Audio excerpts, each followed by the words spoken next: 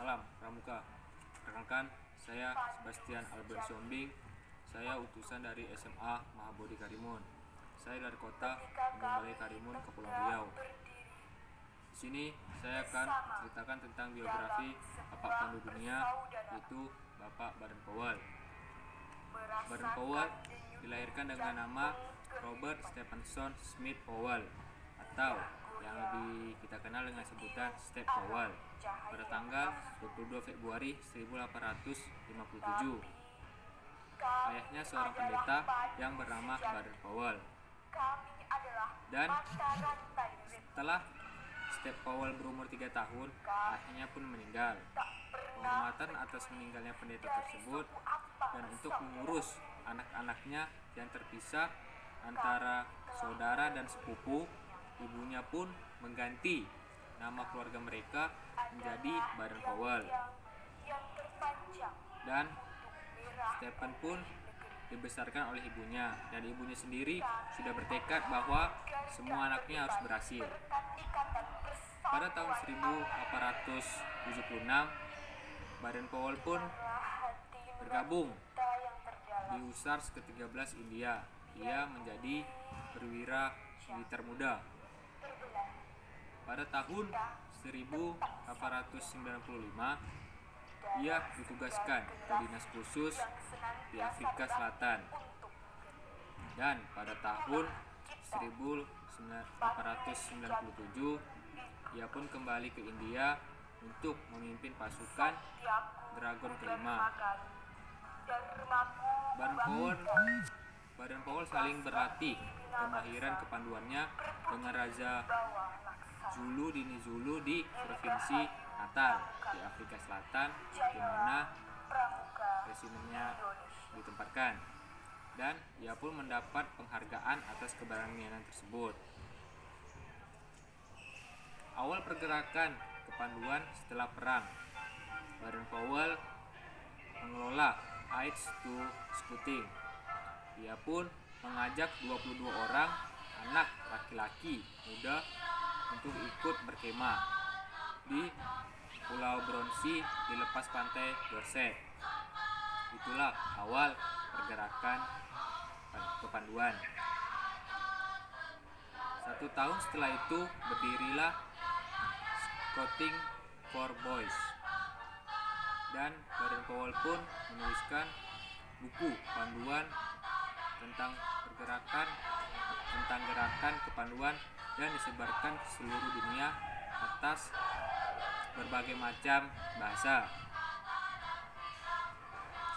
Dan pada tahun 1910, Baden Powell pun pensiun dari ketentaraannya.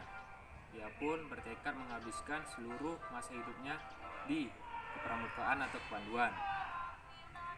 Ia pergi keliling dunia untuk memberikan inspirasi kepada anak muda untuk mau bergabung ke kepanduan. Dan pada tahun 1920 dilaksanakanlah Jambore pertama di London. Di sanalah ia diakui sebagai Bapak Pandu Dunia. Di Inggris pun banyak orang-orang yang membaca berita tentang prestasi Baden Powell tersebut, yang saat ia bertugas di Mafeking atau saat ia memimpin pasukan di Mafeking. Dan di negara asalnya pun ia menjadi atau disebut sebagai pahlawan nasional. Itu pun memberikan keuntungan juga kepadanya, karena buku yang ditulisnya menjadi terjual laris pada masa itu. Ia pun melakukan promo atau bedah buku Scouting for Boys. Dia tidak hanya menulis ulang buku Aids to Scouting, namun ada banyak perbedaan isinya.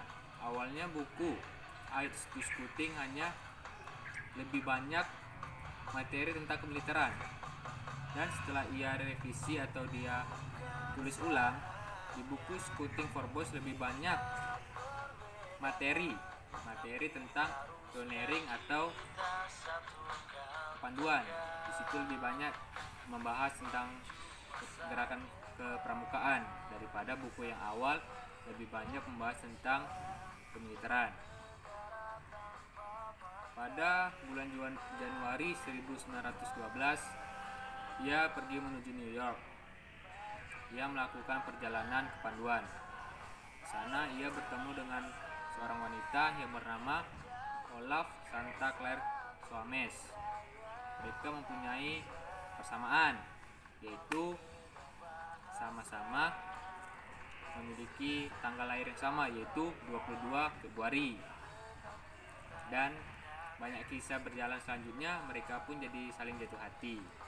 Mereka tunangan dan nikah pada tanggal 13 Oktober 1912 di gereja Santo Petrus.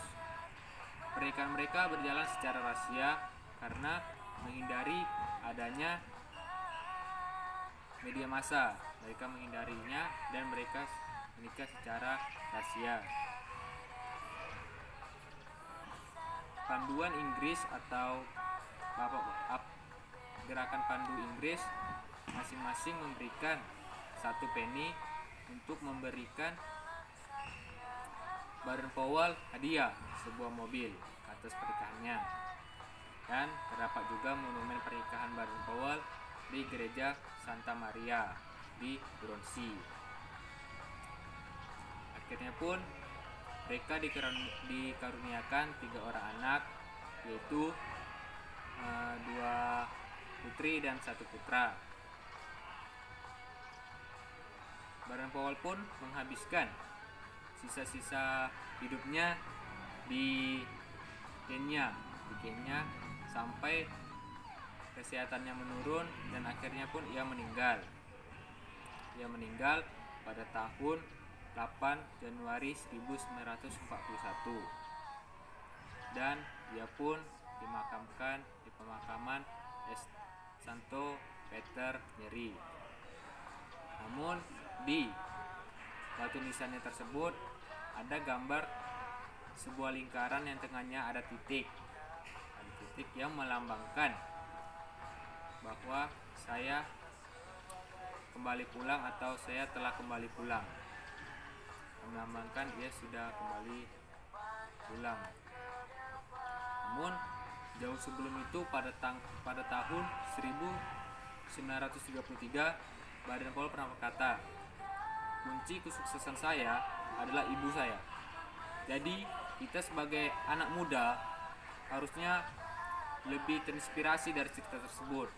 Kita jangan banyak melalui orang tua, karena kunci keberhasilan kita sendiri adalah doa-doa orang tua kita. Jadi pelajaran tersebut bahwa kunci keberhasilan memang dari keluarga kita, dari ibu kita, dari orang tua kita. Jadi mohon kita generasi muda harus lebih semangat untuk meraih cita-cita kita agar kita bisa membahagiakannya. Ini biografi Baden-Powell, Bapak Pandu dunia, yang bisa saya berikan atau saya ceritakan. Kalau ada salah kata atau tanggal peristiwa yang salah saya ucapkan, saya mohon maaf sebesarnya. Sekian saya ucapkan, terima kasih dan salam pramuka.